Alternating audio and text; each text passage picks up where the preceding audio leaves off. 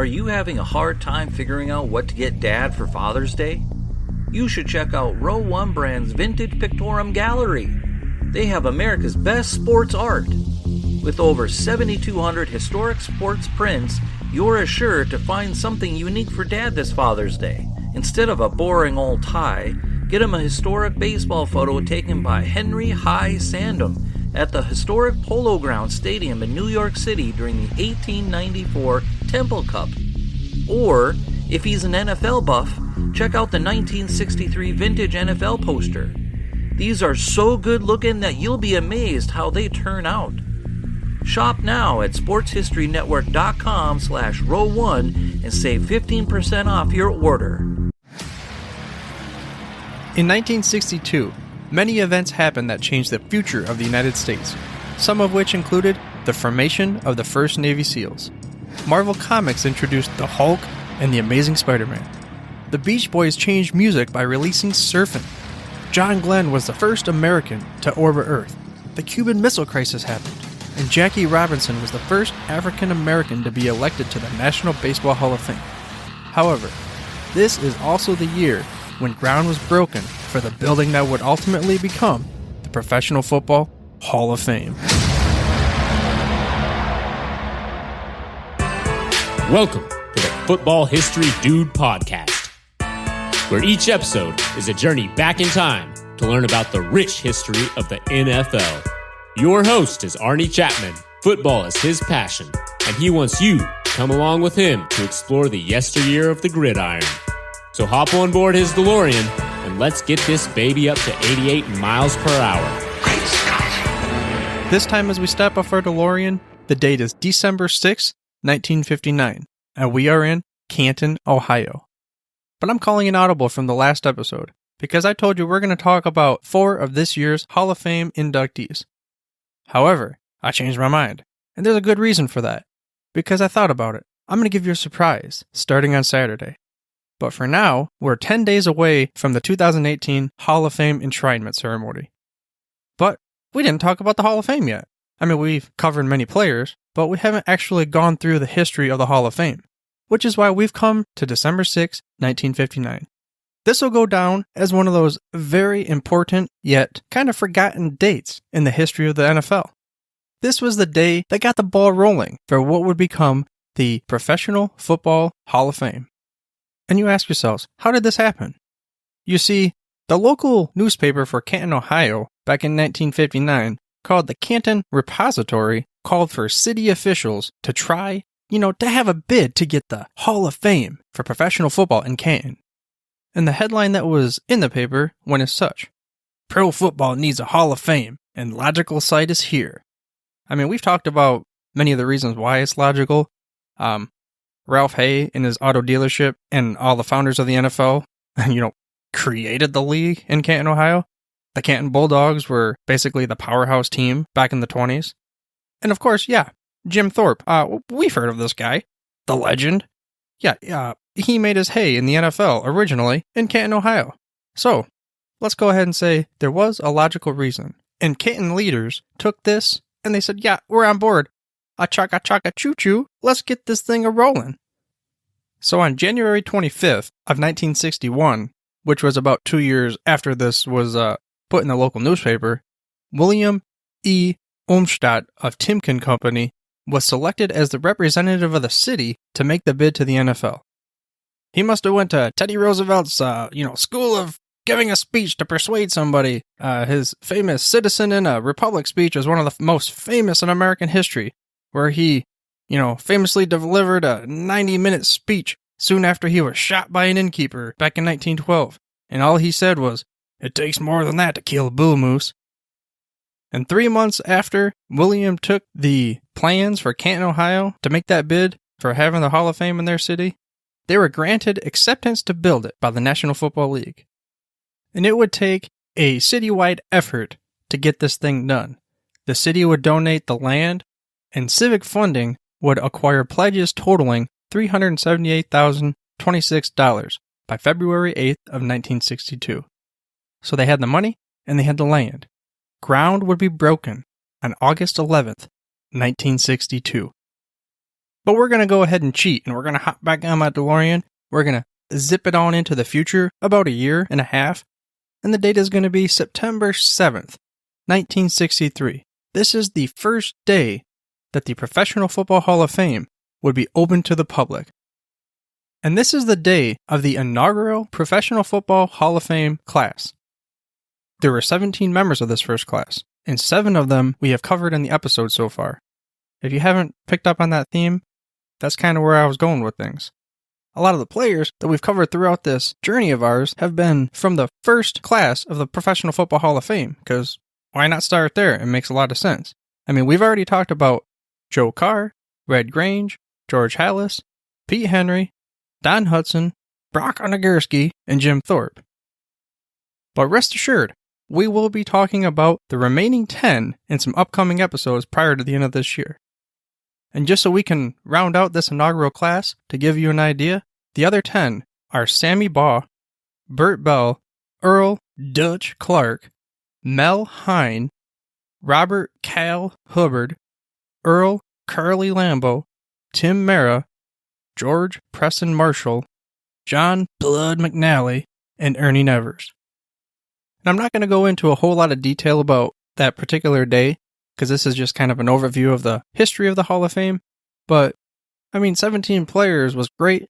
It's really hard to, cram in 43 years of professional football, or at least, since the NFL was founded, into one inaugural class.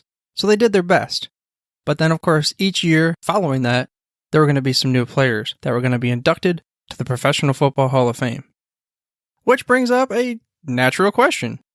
Well, how does one become eligible for the Professional Football Hall of Fame? What is the selection process? Well, I'm glad you asked, Johnny, because here's the question. Here's the answer, find that little thing over there in the back of the corner and sit down, because I'm about to tell you. So, from the Professional Football Hall of Fame site, the eligibility goes as such. Any fan may nominate any player, coach, or contributor who has been connected with pro football simply by writing to the Pro Football Hall of Fame.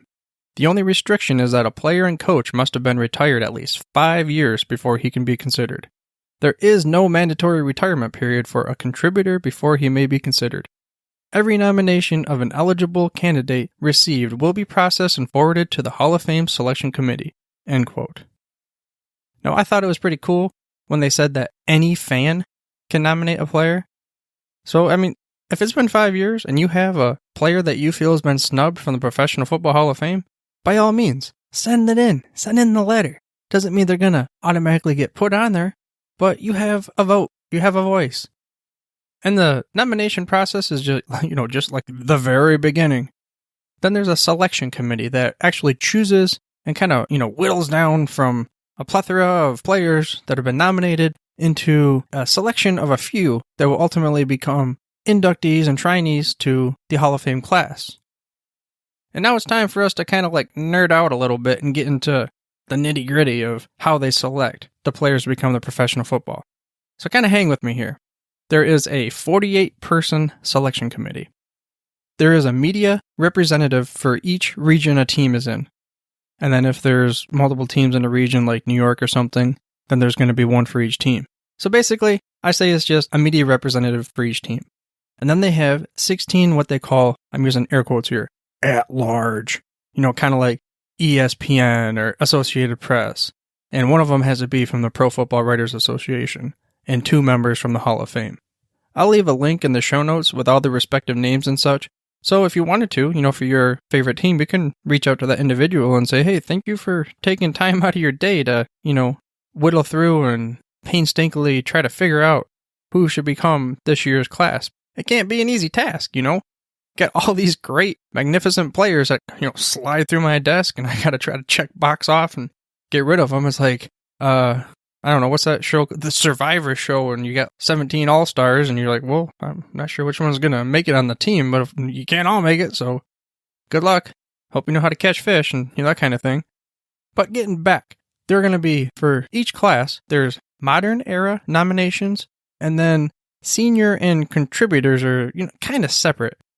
Modern era are, like what it seems like more recent. senior would be 25 and over for years, and then contributors would be like not players or coaches. It'd be a good one's Ed Sable, NFL Films, that kind of thing. So let's break down the modern era nomination kind of process first. Each year, the selection committee gets polled 3 different times before they have the final list of preliminary nominees. The initial preliminary list is going to be sent to the committee by March 1st. Now, we're going to figure out near the end here, but when I'm saying March 1st, I'm talking about, this upcoming class for 2018, the process would have started back in 2017 of March 1st, not this previous March 1st. So it gives them a lot of time to, do their grades and research and such, which is the reason why they sent it so early. Just for the sake of it, I'm going to pretend I'm a member of a selection committee right now. I've just received, by March 1st, the initial list, which comes from nominations from fans. Say last year after the selection happened and someone got more than 4 votes, they automatically go on this list, and other various reasons. So I get this list, and I'm going to go ahead and I'm going to peruse it. I'm going to do my research. I already know most of these players, if not all of them, of course, because I've been covering the game. But some of them I don't quite know as much, so I got to kind of figure it out. But I'm like, hey, dang, man, this guy right here that I have on my personal list is not there. So they allow the selection committee members to kind of, I guess you could say, nominate their own players that they feel like have not been put on the list. So then after this is done, the second preliminary list is sent to them in July and includes all the previous nominations and any new ones that have been sent in since March 1st. And they give them, a quick little couple months to check out everything. And then a third preliminary list is sent in September. And mind you, like I said, the 2018 class here in 10 days, this is September of last year. So they have, all the selection committee members are given this third preliminary list in September for the modern era, with the purpose to kind of dwindle this list down to 25 modern era candidates. So after this list of 25 is compiled, it is sent to the committee again in November to basically dwindle it down to 15 modern era candidates. And there will be 18 that are going to go into what they call Selection Saturday. The 16th, 17th, and 18th nominees come from the senior and contributor nominees. Let's peel this back a little bit. You have contributors and seniors. And the contributors are kind of like, they weren't players, they weren't coaches, they were possibly general managers, or they were other contributors to the game to advance the overall experience for the fans and just the nation. Then we have what they call the senior class. A senior is labeled as a player or coach that has been retired for over 25 years since being on an active team.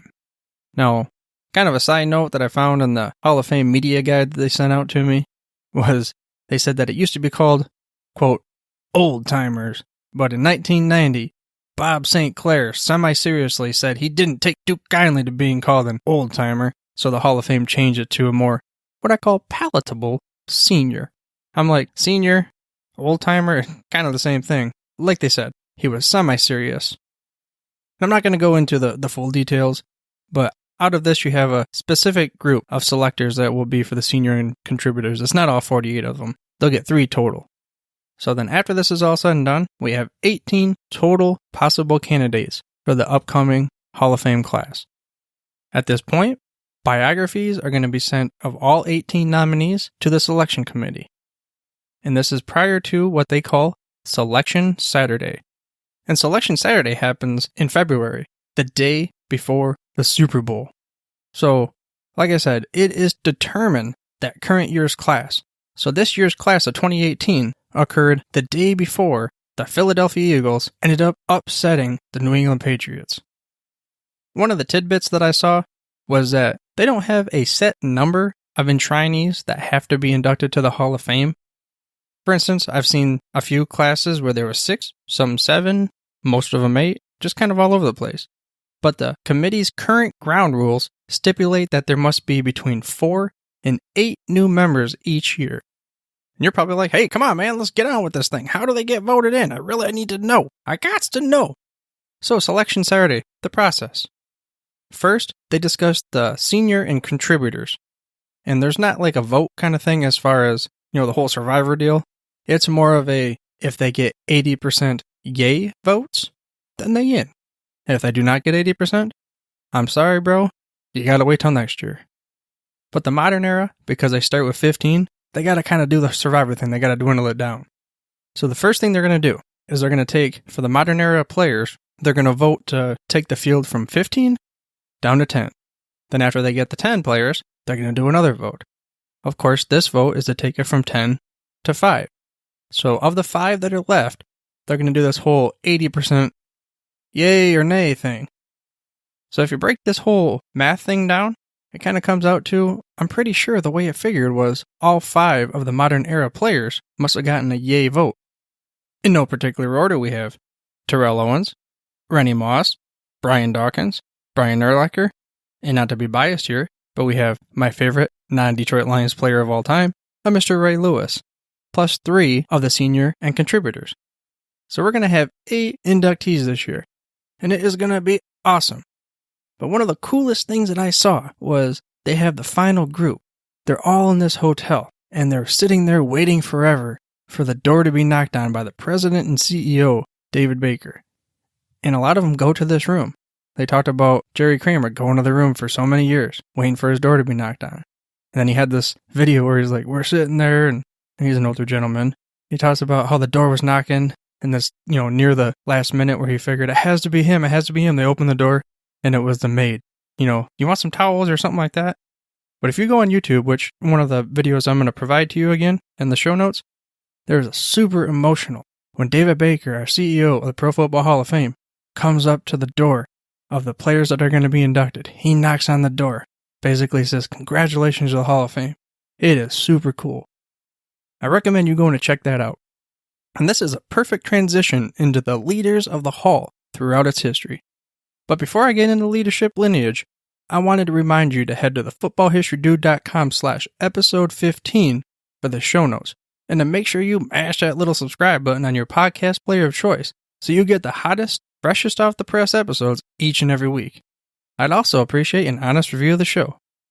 Now getting to the leadership lineage throughout the Hall of Fame's history. The Hall's first director was Dick McCann, longtime general for the Washington Redskins, and he was named director on April 4th, 1962, until he passed away in November of 1967. Then in April of 1968, Dick Gallagher took over, longtime pro football coach, scout, and general manager. But as I'm reading this, I didn't realize, I guess your name's got to be Dick to be part of the directors. So anyway, retired December 31st of 1975. So then thereafter, in February of 1979, Pete Elliott, who was an assistant coach of the St. Louis Cardinals, was named the third director. And then he retired on October 31st, 1996. But this time they had a more immediate backup plan. You see, John Bankert was a longtime VP of the Hall, so he was named the fourth director on November 1st, 1996, the day after. Then he was named the president in 2003, and he would retire also on December 31st, but this time in 2005. Then we get back to our whole let's wait a few months thing, and April 24th of 2006, Steve Perry would be named the fifth director. He had a long career of management in large private and public sectors, and he would not retire until 2014. Which brings us full circle up to our current CEO and president, Mr. David Baker, who was named the sixth director on January 6, 2014. One of the things that gave him kind of, like the pedigree, I guess you could say, was he was a commissioner of the Arena Football League for 12 years, from 1996 to 2008. And this dude was a 6'9" power forward that has taken the Hall to the next level with renovations and development. And I'm excited to see what he has in store for us in the future.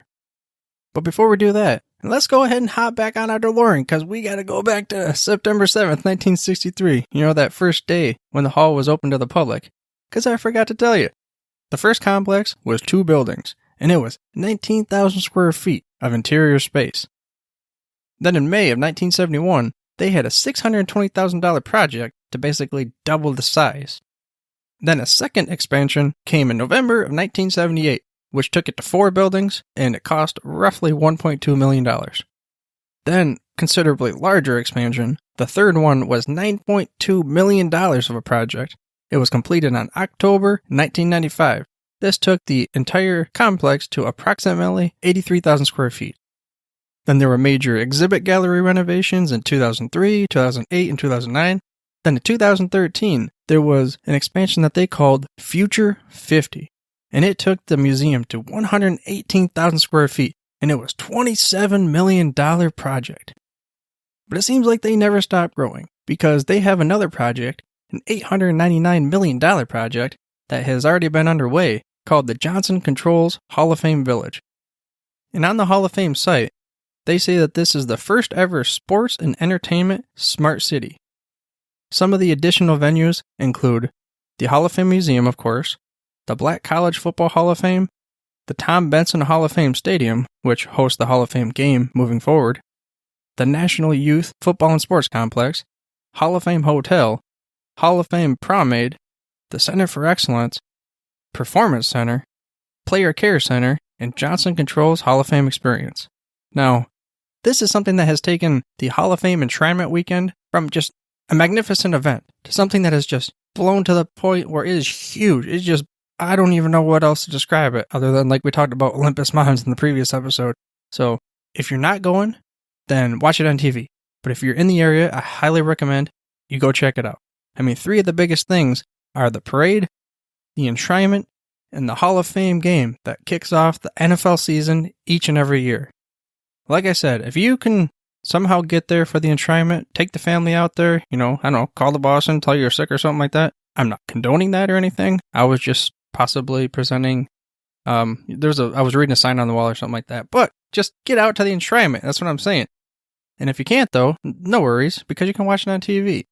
But still, you gotta go to the Hall of Fame at some point in time in your life if you are what I consider an NFL fan.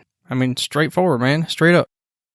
If you do go outside of the enshrinement, the website says that the hours of operation for the hall are every day except for Christmas.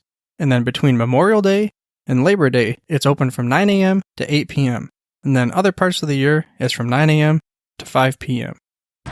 To sum it up, the Pro Football Hall of Fame is a must visit for any football fan. And I hope to express the mission of the Hall through this podcast. The mission of the Hall is to honor the heroes of the game, preserve its history, promote its values, and celebrate excellence everywhere. I hope you enjoyed this week's episode and were able to gain some knowledge nuggets about the history of the Professional Football Hall of Fame. If you would like to give feedback to the show, please head over to thefootballhistorydude.com/contact or hit me up on Twitter. My handle is @FHDude. And I'm sorry to say, but I won't be releasing an episode next week. I know. Boo, boo, boo this man. But that's because I have a special gift for you. Starting this Saturday, as in 3 days from now, I'm going to release a daily episode covering a brief overview of each of the 2018 enshrinees all the way up to August 4th, the day of enshrinement. But for now, dudes, I'm through if you're through. Thank you for listening to this episode of the Football History Dude. To make sure you're the first to get the next episode, please subscribe on your podcast player of choice and head on over to thefootballhistorydude.com for the show notes and more information on the history of the NFL. And remember, dudes, where we're going, we don't need roads. We here at the Sports History Network proudly partner with 26 podcasts, all revolving around the history of sports. But did you know that many of our hosts were sports history authors way before they started their shows? It's true. We've got Joe Ziemba, host of When Football Was Football, Joe Zagurski, host of Pro Football in the 1970s, Mark Morthier, host of Yesterday's Sports, Tommy Phillips, host of Lombardi Memories, and Scott Adamson, co-host of From the 55-Yard Line. All these authors have many books for you to choose from. To check them out, go to our website at sportshistorynetwork.com/sportshistorybooks. Pick up your copy today. Soundtrack provided by Kevin MacLeod of filmmusic.io.